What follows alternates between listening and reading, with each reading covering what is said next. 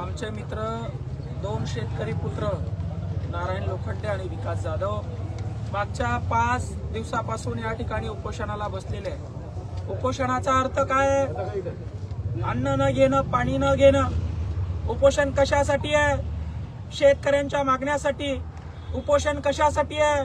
शेतकऱ्याच्या गायगोठ्यासाठी, शेतकऱ्याच्या विहिरीसाठी, शेतकऱ्याच्या शासन देणाऱ्या प्रत्येक लाभासाठी हे उपोषण आहे।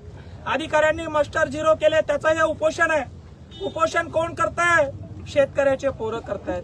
ज्यांना निवडून दिलं ते काय करतायत? रावसाहेब दानवे पाटील आपण काय करताय? अब्दुल सत्तार साहेब आपण काय करताय? खासदार कल्याण काळेजी आपण काय करताय? आपल्या लेकरा बाळाचं भविष्य सुरक्षित आहे की नाही हे आपण बघितलं।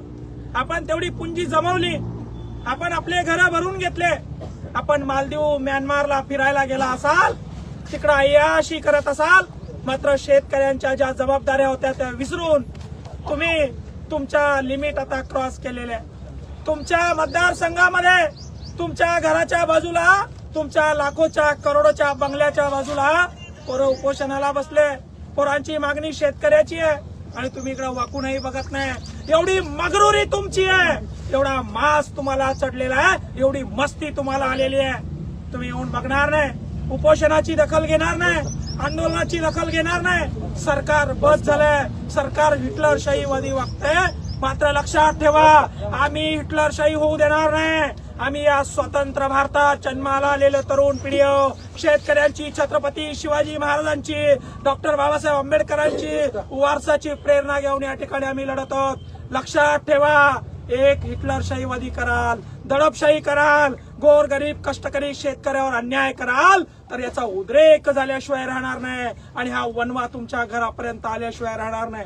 तुम्हाला आता वाटत असेल निवडणुका झाल्या, आपण निवडून आलो, आपण पडलो, आपण सुरक्षित आहे, आपला पोरगा आमदार झाला, आपला पोरगा नगराध्यक्ष झाला, आता शेतकऱ्याशी काही घेणं नाही। मास्टर झिरो होतं काय? गायगोट्याचे बिल निघता काय? विहिरीचे बिल 3-3 वर्ष थकता काय? आपल्याला काही घेणं नाही। आपण सरकारमध्ये आपले संबंध चांगले असं जर का वाटत असेल तर आजूबाजूला बघा, ही जनता उभी आहे।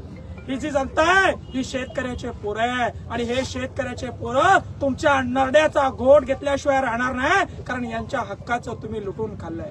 यांच्या लेकरा बाळाच्या शिक्षणाचं तुम्ही तुमच्या लेकरा बाळांना कमवून ठेवलंय। यांच्या हक्काच्या जमिनी, यांच्या हक्काचं उत्पन्न, यांच्या हक्काचा भाव तुम्ही तुमच्या घशात घातलाय आणि एक दिवस जर का याचा उद्रेक झाला तर तुमच्या नरडीचा घोट प्रत्येक शेतकरी घेतल्याशिवाय राहणार नाही। लक्षात ठेवा, शेतकऱ्याची थट्टा मस्करी तुम्ही करताय आणि अधिकारी लोक इथल्या